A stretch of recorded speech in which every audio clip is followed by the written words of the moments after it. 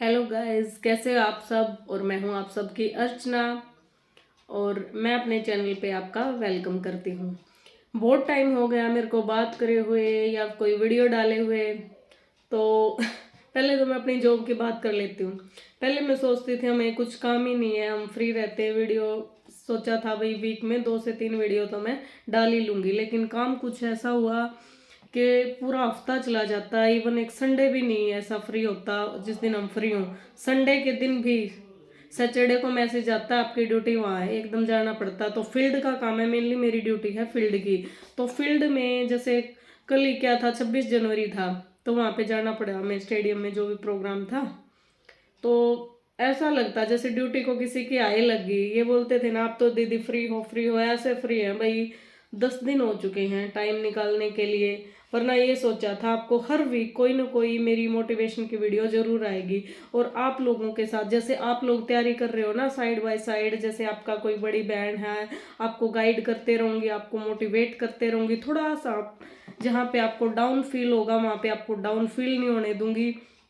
हमेशा आप लोगों के साथ में साइड बाय साइड, जैसे ये नहीं होता, हाँ हमारे साथ कोई खड़ा है हमें बताने वाला, हर चीज़ मोटिवेट करने वाला, वो सोचा था। लेकिन चलो कोई बात नहीं।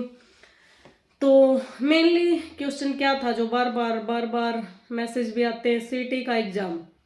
पहली बात तो फॉर्म की बात कर लेते हैं। सरकार ने कोशिश करी थी कि नवंबर में नोटिफिकेशन निकालेंगे, फिर ये दिसंबर में गया। फिर सोचा न्यू ईयर है तो जनवरी में तो नोटिफिकेशन आ ही जाएगा। तो पूरा जनवरी ऑलमोस्ट 3 दिन बचे, अपना जनवरी जाने वाला है और अभी तक गवर्नमेंट का कोई भी सीटी से रिलेटेड कोई नोटिफिकेशन अभी तक नहीं आया है। मतलब जॉब का बोल रही हूँ मैं, फॉर्म अप्लाई करने के लिए। तो इतने तो आप भी लोग समझदार होंगे कि अभी तक नोटिफिकेशन नहीं आया। तो अगर आप अपनी तैयारी ये सोच के लग रहे हो अगले ही महीने पेपर होगा, 15 दिन में पेपर होगा, तो ये चीज़ें अपने दिमाग से निकाल दीजिए। क्योंकि जितना हम ये सोचते हैं ना बिल्कुल मेरा पेपर पास में है, कहीं एकदम ना नोटिफिकेशन आ जाए, एकदम पेपर की डेट दे दे सरकार, हम क्या करेंगे। तो जब हम प्रेशर में तैयारी करते हैं ना, तो जो हमें बिल्कुल इजी इजी टॉपिक होते हैं ना वो भी हमारे ऊपर को जाने लग जाते हैं। कभी भी आप ट्राई कर लेना जो मैं बोल रही हूँ। अगर कोई मेरे को ये बोल देना आपका नेक्स्ट वीक एग्जाम है एकदम से, तो मैं बिल्कुल जो मैंने पहले भी पढ़ रखे ना, ये सोचा था एक बार रिवीजन मार लूंगी, वो रिवीजन भी मारूंगी ना तो भी ऐसे लगेगा मेरे को तो कुछ नहीं आ रहा है ऐसे इतना फास्ट। तो कोशिश करो, ठीक है जो ये डिले चल रहा है ना, चलने दो। समझ रहे हो, डिले चल रहा है चलने दो, सरकार को कितना और खींच लेगी। मैं आइडिया सा भी दे दूंगी, लास्ट तक देखना वीडियो कि ये एग्जाम कब तक हो सकता है। और मोस्ट प्रोबेबिलिटी चांस है 90% तभी जाके होगा ये पेपर। देख लेना आप, मेरी वीडियो को भी चेक कर लेना जब आपका पेपर हो। क्योंकि ये चीज़ें जो आज आपके साथ हो रही हैं हमने फेस कर ली हैं, तो इन चीज़ों से हम निकल चुके हैं। जो प्रेशर आप पे पढ़ने का और पेपर कब होगा, इन दोनों चीज़ों का प्रेशर साथ लेके चल रहे हो, और एक आसपास का जो माहौल है आपका, वो सारे प्रेशर हमने झेले हैं। तो कोशिश करना इन सब से अवॉइड करके सारी चीज़ें, सिर्फ अपना ध्यान एक ही चीज़ पे रखो, पढ़ाई पे। ठीक है, तो आपके पास बहुत टाइम है अभी पढ़ने का। जो अब भी तैयारी स्टार्ट करेंगे ना, यानी कि जिन्होंने अभी लगे लगा लो थोड़ा बहुत ही रफली देखा था, हाँ ये सिलेबस में ये पढ़ना है, ये सोच के तैयारी नहीं कर रहे थे, शायद 1-2 महीने में पेपर हो गया तो हमारा तो वैसे भी नहीं होने वाला। तो इतने कम टाइम में ना सिलेबस होता ना रिवीजन लगता। और जब तक रिवीजन ना लगे तो बिल्कुल सिंपल सिंपल क्वेश्चन भी हम गलती करके आते हैं। Revision is most important thing in any exam. तो जो अब तैयारी करने लगे मैं उनके लिए बोल रही हूँ, जिन्होंने अभी तक ये सोचा था हम करें ना करें, तो भाई किताबें उठा लो। जनवरी भी निकाल दिया कोई बात नहीं, फरवरी में अपने हथियार अपनी किताबें उठा लो और अगले 3 महीने में, यानी कि फरवरी मार्च और अप्रैल, 3 महीने में अपना सिलेबस कंप्लीट कर दो और आगे 2 महीने उस रिवीजन को दे दो। सबसे पहले पढ़ोगे कैसे, जैसे एक चैप्टर पढ़ लिया आपने, ठीक है, एक चैप्टर पढ़ लिया, फिर उससे रिलेटेड कहीं पे भी आपको एमसीक्यू मिलते हैं, प्रीवियस ईयर लगते हैं, वो लगाओ। फिर दूसरा चैप्टर कंप्लीट हो गया, उससे रिलेटेड कहीं पे भी आपको क्वेश्चन लगते हैं, वो लगाओ। ऐसे ऐसे 1 बाय 1 सारे, किसी भी सब्जेक्ट हो, चाहे वो जीके हो, हरियाणा जीके हो या इंडिया जीके हो, कोई भी जीके हो, आप ऐसे कर दोगे ऐसे 1 बाय 1 करके, जैसे आपके जैसे 10 हैं 15 हैं सारे चैप्टर खत्म हो जाएं, उसके बाद करना है आपको फिर से उनका रिवीजन स्टार्ट। 2 से 3 बार उनकी थ्योरी थ्योरी पढ़ लोगे, 2-3 बार जब उस थ्योरी में से निकल जाओ, तब दिमाग ऐसा एक्टिवेट होगा कि अब तो क्वेश्चन चाहिए। ठीक है, फिर प्रीवियस ईयर लगाने का फायदा है। 2 से 3 बार जब थ्योरी को पढ़ दो ना, हर जीके में से, एवरी टाइप ऑफ जीके, फिर अपने क्वेश्चन लगाओ बढ़िया वाले। फिर तुम्हें ये लगेगा मेरे को तो ये भी आता है, ये भी आता है। फिर जो कॉन्फिडेंस आएगा ना, उस कॉन्फिडेंस के साथ एग्जाम में बैठोगे तो ये लगा लो, जो क्वेश्चन ये लग रहा है ना थोड़ा सा डाउट है इसका ये है, वो भी कर जाओगे।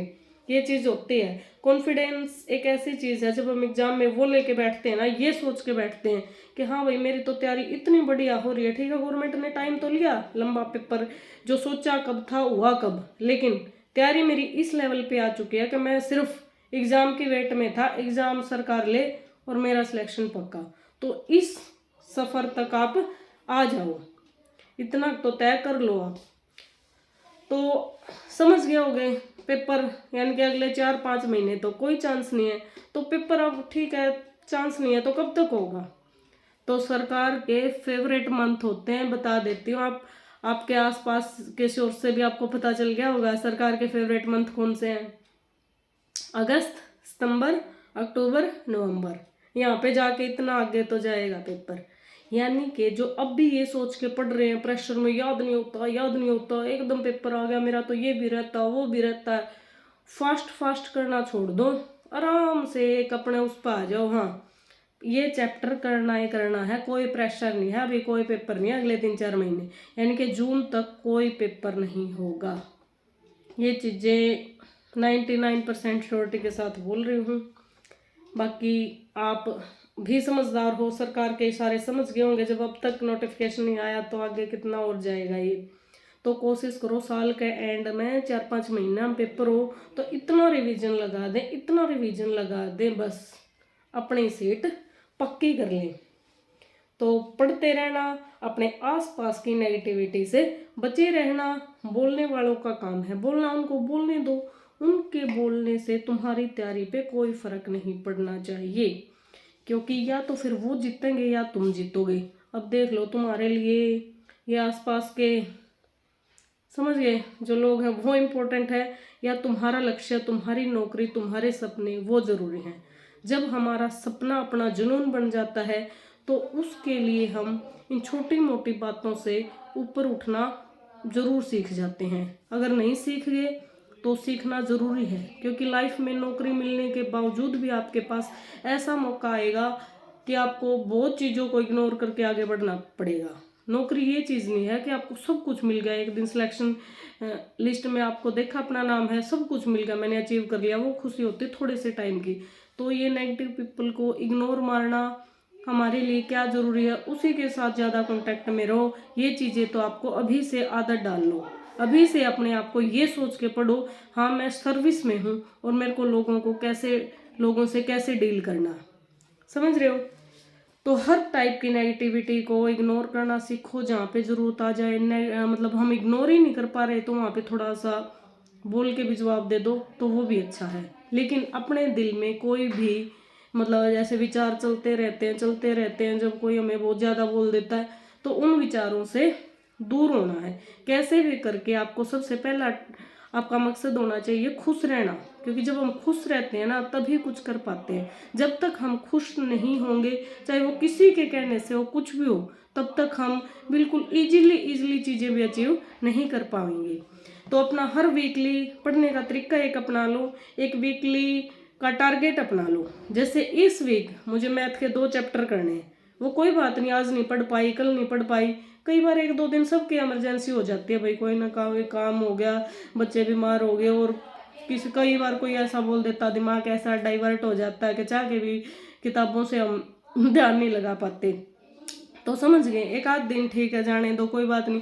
अगर आपका एक दिन खराब भी हो गया तो उसको ये सोच के चलो कोई नहीं, अगले दिन मैं डबल मेहनत करूँगा, एक दिन ही तो खराब है, लाइफ खराब नहीं है अपनी, समझ गए। तो छोटी मोटी चैलेंज से ओवरकम करना सीखो, लाइफ में चैलेंज बहुत आएंगे तो हमें अपनी डीलिंग कैपेसिटी और बढ़ानी होगी, समझ गए। वीकली अपना एक टारगेट बना लो, इस वीक मुझे मैथ के इतने चैप्टर करने हैं, जैसे 2 लगा लो, अच्छा जीके के 3 चैप्टर पढ़ने हैं, साइंस का ये करना है, ठीक है। तो वीकली टारगेट बनाओ, क्योंकि डेली टारगेट बना तो लेते हैं लेकिन वो अचीव नहीं होते, क्योंकि सबको पता है जैसे मैं कल का सोच लूँ, कल मुझे ये चीज़ें करनी है, बाई चांस इमरजेंसी सबके साथ हो जाती है, या फिर अपना माइंड कुछ भी लगा लो, किसी कहने से और से मतलब हो जाती है, ये चीज़ें बस की बात नहीं होती, तो कुछ भी हो जाता। तो वीकली टारगेट बना के चलो, धीरे धीरे सब अचीव हो जाएगा, और आसपास के डिस्ट्रैक्शन से बच के रहो।